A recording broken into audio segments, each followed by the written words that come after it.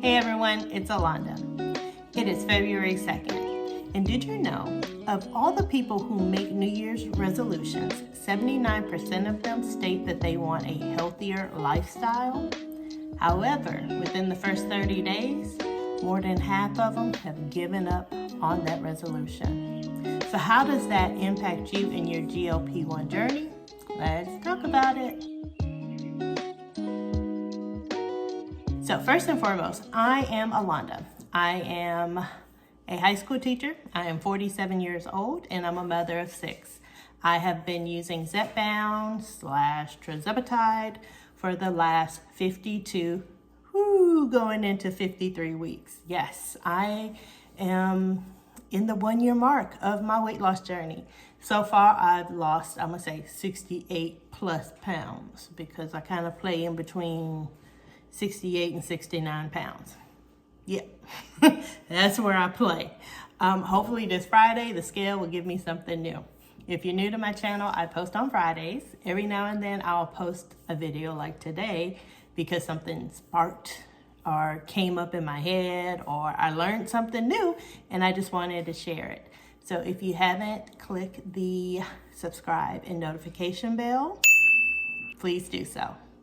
But as I was saying, a lot of people start off their New Year's resolutions with health in mind, which is great because we need to have healthier lives. Trust me, I know. I started my journey at 264.7 pounds and all kinds of crazy was going on. Medications, bodies breaking down, me having issues with my clothes. It was crazy. So I got to a point because of a photo that I said I need to do better.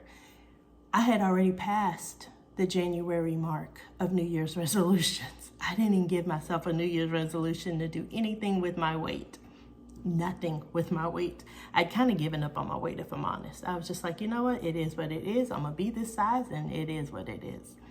But after looking at a photo, I knew I needed to do something different. And so over the last 52/53 weeks, that's what I've been doing, is trying to do better. So I have 4 steps for you. Actually, 1, 2, 3, 4. I have 5 steps for you, if I can keep them in order, to go over. So if you don't mind, give me a few minutes of your time. First and foremost, let's be realistic with our goals. Quite a few people start their GLP-1 journey and think, oh my gosh, it's a magic pill. I'm about to lose all this weight. I'm actually going to share a video. Last night, about 10:30, I decided to weigh myself. I had taken my second injection on Wednesday, and I was curious to see if I had a massive weight loss from Wednesday to Thursday, being that it was my second injection.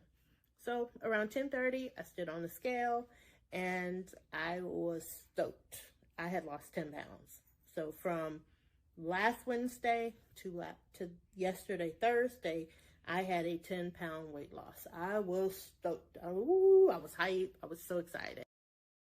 Yeah, just because I lost 10 pounds in 1 week did not mean I was about to keep losing 10 pounds in 1 week.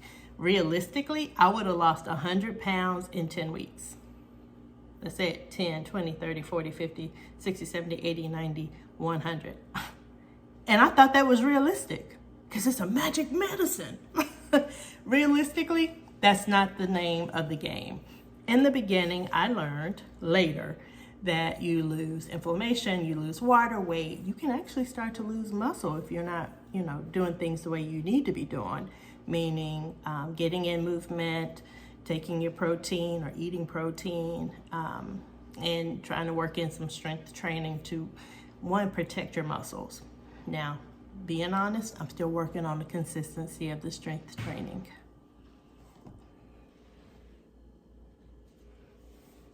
Some people are better than others. Yeah. But I will say, trying to set realistic expectations and goals for yourself is truly, truly key. My normal day, I'm a school teacher. I'm walking maybe 500 steps in a day. Let me just be honest. My body just said, no, we're not getting up doing all this. So I average about 500 steps per day. Now, I watched a lot of people say, you need to get in 5,000 steps. You need to get in 8,000 steps. You need to be doing 10,000 steps. Now, realistically, if I'm only doing 500 steps, did you think I was really about to start doing 10,000? No. And that within itself can give someone the impression that maybe this is not for me, let me give up. But keeping in mind, 79% of people say they want a healthier life. They want healthier lifestyle. So with that being said, just be realistic with yourself. If you can't do 10,000, set a number that you feel is doable. For me, at first I said, let's just hit 1,000. Let's see if I can move around the building enough to get 1,000. And then once I was able to do that, I moved it up to 3. So now my goal per day is to get in 3,000 steps. Now, yes, there's many ways I can do it. I can do a walking pad. I can do more walking in the building. I can come home and walk. But I am a busy mom of 6, 4 in the house. Count them, 4 in the house. And sometimes it's just not that simple. But what I'm not going to do is give up. I keep reminding myself, just do better than you did the day before. So if yesterday I didn't get any movement in, today I'm going to get some movement. And tomorrow, hopefully I can get even more movement in. So sometimes you just have to find that realistic expectation for yourself and go with it. With that being said, step number 2 is to find out what is going to work for you. What's going to work for you? Because realistically, what may work for somebody else is not going to work for me, and that can be very discouraging. That can be extremely detrimental to your weight loss journey and your goals that you've now set for yourself. So think about what's going to truly work for you, because what we're hoping to get is consistency. And that's my issue right now with the strength training, is I am trying to figure out how to be consistent. I need to work on my consistency. That's a real issue. But every now and then, like this morning, I realized how pretty it was outside and I decided to take a walk.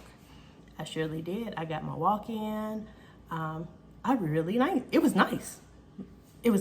So I'll talk about that more on Friday's video. So again, hit the notification bell and I'll see you on Friday for that.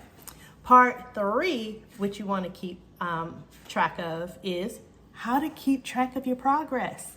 How do you find the magic key that's going to say, yes, you're doing what you need to do, or no, you're not doing what you need to do? For me, I use my phone. I finally got it fixed. So now I can keep track of my steps. It was attached to my Apple Watch, but I had a first generation Apple Watch, and that bad booger just stopped updating, and before long, it just broke. Then I tried to be cheap. That's my daughter doing her workout. Sorry for the little pads. I tried to be cheap and get a fake Apple Watch online, and that sucker was a hot mess. I could be in one room and my phone ring in another one, and it would automatically answer. And now I'm like, hello? And that person's screaming, hello? And it was just a bunch of hellos back and forth until I got close enough to the phone where we could actually hear each other. So I had to send that back. But now I've got my phone to the point where if I'm walking and I'm holding it, it's tracking my steps for me. Maybe for my birthday, I'll get an Apple Watch. But as of right now, my method of tracking my steps is my phone. I'm also known for getting in trouble for too much sodium in my diet. And when I have sodium, I swell up. Balloon lady. So I have been using my MyFitnessPal to try to track my food. This will be week 2 of me doing it. Now, over my whole 52, almost 53 weeks on my GLP-1 journey, I have really only tracked my food intake 4 times. Count them, 4 times. And each time it was because I couldn't figure out why my scale was doing what it needs to do. Like, what is going on? Why are you doing what you were doing? And so I would start tracking my food to try to figure it out. And that's another one that I use. I use the tool of my scale. I do have 2 scales. One's my official scale, and my other one is my play around scale. And I say play around because on Mondays, I will track I'll stand on it. Like tomorrow I'll stand on it and see what it says. How did I do this weekend? And then Friday, I do another weigh-in, both on my official scale and on my play scale. So my three things: my Fitness Pal, my phone for my steps, and then my scale. I also use a tape measure, but I only touch that thing like once every 3 months. But yeah, matter of fact, this week I'll be measuring myself. It's that time. Number 4, you always want to make yourself a priority. As a busy mom, I know how easy it is to let life take over, and now I don't have time for myself. Yeah. So I know personally, my goal is my goal, and I need to see it through. I can't wait for somebody else to be like, hey girl, go do what you need to do. I got to take care of that on my own. Which leads me to my last one. My last one is let go of the perfection. Whatever your weight loss journey is, whatever your what's the word? Can't think of the word. New Year's resolution is, it is not gonna be a straight line. It will not be a linear journey.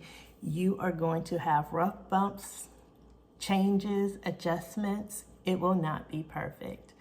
And I know for me, I had to come to grips with, I'm not gonna be able to take a shot and it just melt away without any hard work. Because let's be honest, when in my life or in anybody's life, you've been able to put that expectation out there without any hard work and see it actually come to fruition? Yeah. When have we ever done that? When? I actually told someone this yesterday.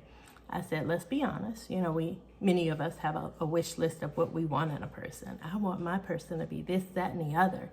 And then we send it up and we hope and pray that we get everything we want. We don't. There is some give and take in that list. And there's going to be some give and take in your weight loss journey. So, as you all always tell me, give yourself grace. As you are on your journey, if things are not going 100% the way you thought they were, give yourself some grace. So, I received a quote today from Miss Darby. There is always light, if only we're brave enough to see it. If only we're brave enough to be it, by Amanda Gorman. Again, I thank y'all so much. It is February 2nd. And as they keep stating, is that more and more people will start to let go of their New Year's resolutions. And you know what's even sadder, which is actually what made me say I want to make this video? We can do data to find out how many people make a New Year's resolution, but it's extremely hard to find out how many of them kept it, because nobody wants to be truthful that they gave up on themselves.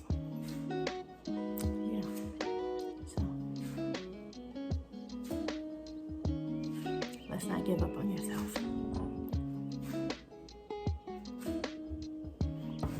You got this. I'll see y'all on Friday.